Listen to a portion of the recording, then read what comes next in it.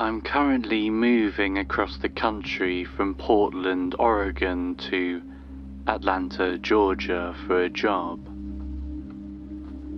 Thankfully, I found a furnished apartment in Atlanta, so I wouldn't have to take any bulky furniture and figured I could pretty much fit all my belongings into my Toyota Highlander for the cross-country drive.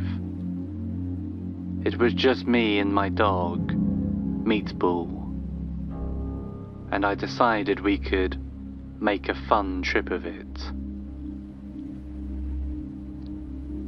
It was going to be a grueling 3-day drive if I really pushed myself, but I thought I would stretch it to 5 or 6 and take the opportunity to camp in some of the incredible national parks we were going to be driving through. I'll be honest with you, even though I grew up in the Pacific Northwest, I've never been an outdoorsy kind of guy. I'm honestly not too sure what I was thinking when I planned this trip. I guess I just romanticize the great American road trip in my head a bit too often. Plus, I wagered it would be cheaper and easier than to have to find a pet-friendly hotel every night. The first night we spent in a campground outside of Pocatello, Idaho. It was a beautiful area. Hills of golden grass stretched up into snow-covered mountains. I watched the sunset as I cooked me and Meatball a hamburger each over the camping stove. Looking out onto the amber valley below reminded me of that movie where Tom Cruise punches a horse in the face. I can't remember the name of it. Outside of that brief moment of happiness, watching the sunset and telling Meatball about how he should never piss off Tom Cruise, the first night of camping was hell. I didn't know how to properly set up the tent and could only get it halfway erected, and the mosquitoes were in clouds so thick I thought I would choke to death if I breathed in too deeply. That is when I thought I might have bitten off a bit more than I could chew with this road trip. The second night we camped in Rocky Mountain National Park in Colorado. This time I set the tent up correctly and the mosquitoes didn't seem as bad. But it was hot. Unbelievably hot, and we didn't have much water. Another night in hell. The third night I decided, forget camping. Meatball and I are going to live in luxury tonight. We're getting a hotel. It ended up being a motel outside of Wichita, Kansas. We got a late start that morning and it was already dark by the time I found the dumpy little roadside flop house on a desolate flat stretch of highway that seemed miles away from anything. Picture the house from Courage the Cowardly Dog and you'll have a good idea of how smack dab in the middle of nowhere this place was.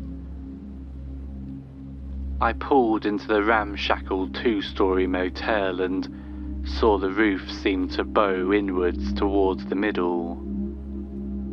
It was the type of place that you could tell had never been a nice place to spend the night, but it had air conditioning and a bed, and that's all I really cared about.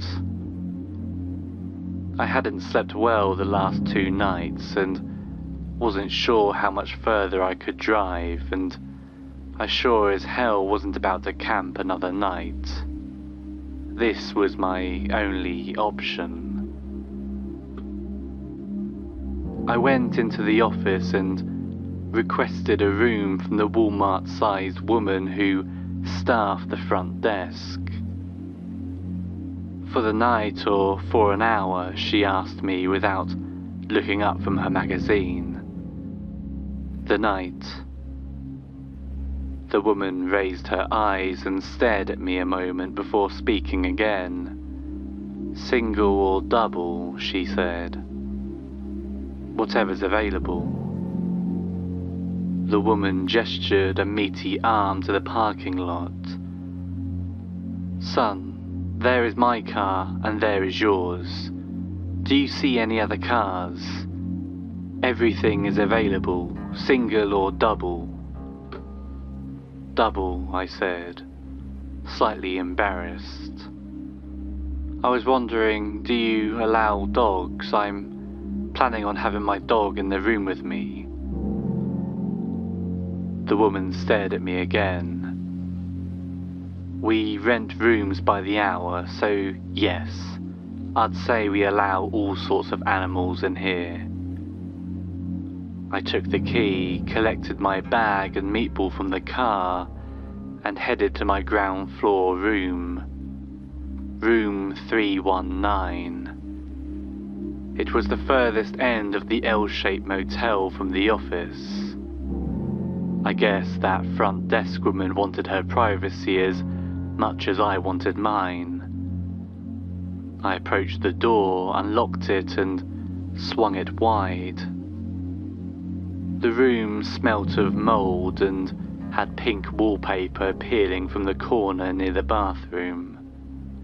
Meatball growled and pulled the leash in the opposite direction. Figuring he had to go to the bathroom, I tossed my bag into the room, closed the door, and walked Meatball to the field across the street where he could potty. I stared up at the stars until he finished, and we walked back across the street. Crossing the parking lot, I noticed lights flick on and off in some of the rooms. One room had the shimmering blue glow of a television. Oh, everything's available, huh? I thought to myself. I opened the door to my room and still Meatball tugged the leash in the opposite direction. I dragged him inside and threw him on the bed opposite mine. He seemed tense. Hair stood up on the back of his neck and he glared unblinking in the direction of the bathroom. I checked the rest of the room out. It was nothing unexpected. Just your everyday hourly rate motel. Dirty bathrooms with single-ply toilet paper. Musty carpet that probably hadn't been vacuumed in years. Small desk with a heavy and uncomfortable chair.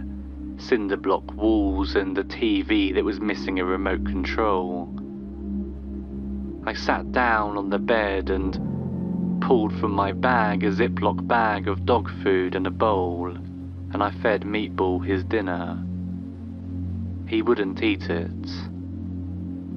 I moved to Meatball's bed and tried to calm him down, scratching behind his ears and hugging him gently when the TV turned on. Welcome to your final destination, the TV blared at maximum volume. The screen showed an airplane pilot grinning ear to ear while speaking into an intercom. We here at Broken Wings Airlines hope you enjoy your stay in. The pilot never finished his sentence, but stared directly into the camera, unblinking, still holding the intercom to his gaping mouth. The co-pilot also stared straight ahead with a maniacal smile, and after a few moments a flight attendant entered the cockpit and joined them, staring, seemingly out of the TV. I began to hear what sounded like muffled screams from the passengers behind the cockpit door. I stood up and turned the TV off. I listened to the crackling screen of the old tube television and decided to unplug it as well. I turned to join Meatball back on his bed when there was a knock at the door. I walked over and looked through the peephole but didn't see anyone. I closed the curtains and slid the chain lock in place over the flimsy motel door. I hate motels. I'm not sure how anyone ever gets a good night's sleep in them, and nothing separating your unconscious dreaming body from the entire world except for a flimsy plywood door. But hey, at least it's better than camping. I went into the bathroom to wash my face and brush my teeth. I was dead tired and I knew I'd be asleep within 30 seconds of hitting the pillow, no matter how ratty the beds were. I remember deciding right then I would push through to Atlanta as soon as possible, and decided the great American road trip I had long dreamed of was just a bunch of annoying, inconvenient bullshit. I jumped into bed and turned out the lights, planning to be asleep in the next 30 seconds. 15 seconds after the lights were out, I heard a voice that wasn't mine, and it definitely wasn't Meatball's. "Oh my God, man," the voice shouted in panic. "Am I going to die?" I sat up in an instant after realizing the voice sounded like it was coming from my own bathroom. I jumped to my feet and turned on the lamp next to my bed. "I'm dying! The terrified voice cried from the bathroom, a horrible, wet, gurgling sound then seemed to fill the room, like someone was drowning in their own vomit. I kicked open the bathroom door, and on the floor lay a rail-thin man, leaning against the bathtub with a thick white foam oozing from his nose and mouth onto his chest. His eyes were rolling back in his head, and I saw a needle sticking out from his arm, just under a length of rope that was tied around his elbow.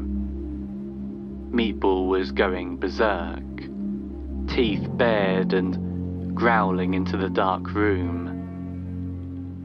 I stepped inside and turned the light on, and just like that the man was gone, and the horrible gurgling sound along with it. I stood for a full minute in a cold sweat. I rationalized it. I shouldn't have, but I did. I'd been driving for 2 days straight on no sleep and enough caffeine to kill a 5th grader.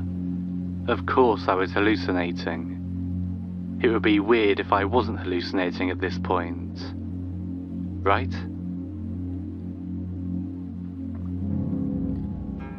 I drank a glass of somewhat clear water from the bathroom sink and crawled into bed. I normally don't let Meatball into the bed with me because he farts like a show pony, but tonight I made an exception. I think we both needed it. I was the big spoon to his little spoon, and I wrapped my arms around him and fell asleep. I woke up to a pinch on my belly, Meatball's nails scratching, and I looked over at the bedside alarm clock. 3:50 a.m. Meatball was under my covers around my torso, having a bad dream and scratching at my chest. I wrapped my arms around him and whispered to him to calm down when I heard a low growl from the corner near the door. I looked up to see Meatball standing near my bedside, teeth bared, snarling at the shape writhing around under my covers. My mouth went dry and veins flushed with ice water. I just now noticed how cold the mass under my covers was. I gathered my courage and lifted the bedsheet to see a ghoulish, pale white face looking back up at me. One of its cold, wet hands lay on my chest, its mouth frozen open inhumanly wide in a nightmarish scowl. The eye sockets were empty flaps of skin with red tears streaking down its face, and it made an awful sucking sound, gasping for air as its other hand with long pale fingers reached out from the dark covers towards my face. I fell backwards out of bed and rushed to turn the lamp on, and it was gone. That was enough. I packed all of our belongings as fast as I could and went to the door. I unlocked it, unlatched the chain and pulls. I couldn't open it. The door seemed to be stuck in place as if locked from the outside. The TV turned itself on again. You don't want to spook them. This time it was playing a crocodile hunter-esque nature show. On the screen, a man dressed head to toe in khaki was holding a fistful of raw meat in his hand, just inches away from the face of a skinny and angry-looking dog.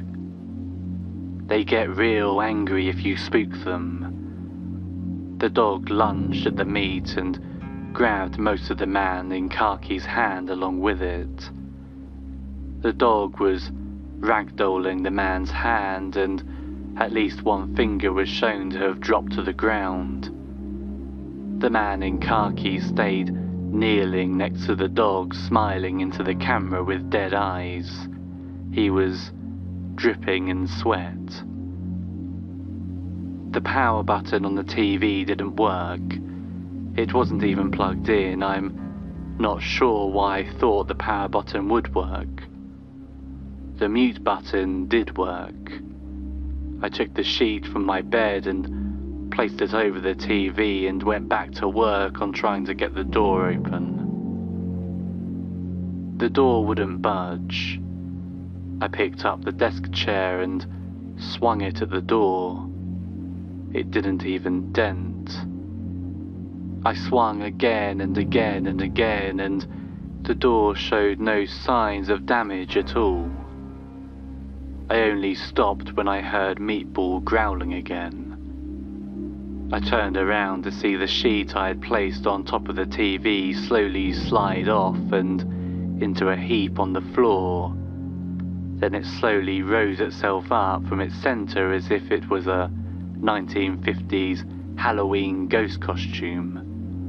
Then the two sides of the sheet fanned out to create arms, and it took a step toward me, making that sucking sound that the thing in my bed made. I picked up the desk chair and threw it through the window and out into the parking lot. I grabbed Meatball, vaulted over the broken glass, cutting my hand in the process, and got us to my car. I fumbled around with my keys in my bloody hands like those idiots in horror movies, but eventually got the car open, started it and put it in reverse. As I reversed, I watched every door to the motel open to reveal black figures standing in the doorways. They watched me silently. I saw the woman from the front desk wave to me as I peeled out of the parking lot. 2 days and 1 night. That's how long the rest of my drive to Atlanta should take.